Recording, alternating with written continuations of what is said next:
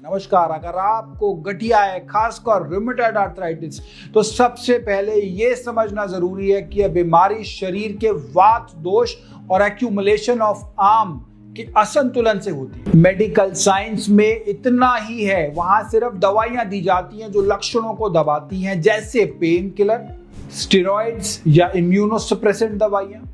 लेकिन इनसे जड़ से बीमारी नहीं जाती, बल्कि धीरे धीरे शरीर को नुकसान पहुंचाती हैं।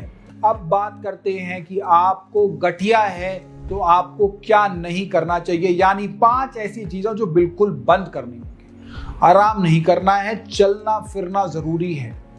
जैसे लोग गठिया का नाम सुनते हैं उन्हें लगता है कि आराम करना चाहिए, लेकिन नहीं। अगर आप ज्यादा आराम करेंगे तो आपके जोड़ और भी ज्यादा जाम हो जाएंगे। इसलिए रोजाना हल्की फुल्की एक्सरसाइज, योगा और शरीर को गतिशील रखना बहुत जरूरी है। ठंडी और बासी चीजें बिल्कुल नहीं खानी है।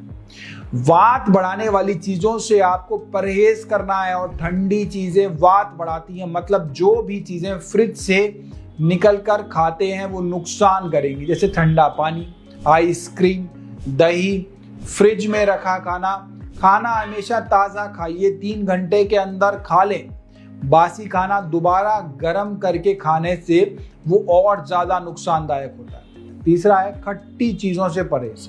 खटाई भी वात को बढ़ाती है। नींबू, आंवला, आम, अचार जैसी चीज़ें खट्टी होती हैं, लेकिन जब तक बीमारी ठीक नहीं होती खट्टी चीज़ों से दूर रहना बेहतर है। पैकेज्ड और प्रोसेस्ड फूड को बंद करें। बाजार से लाई गई पैक वाली चीजें जैसे नमकीन, बिस्किट, चिप्स, केक वगैरह में हाई सोडियम और शुगर होता है, जो इन्फ्लेमेशन यानी सूजन को बढ़ाता है। डेयरी प्रोडक्ट्स बिल्कुल नहीं खाने। दूध, दही, पनीर, चीज, मक्खन, ये सब डेयरी प्रोडक्ट शरीर में सूजन और वात दोनों को बढ़ाते हैं। गठिया के मरीजों की आंतें पहले से ही कमजोर होती हैं और डेयरी का प्रोटीन उनका शरीर अच्छे से पचा नहीं पाता।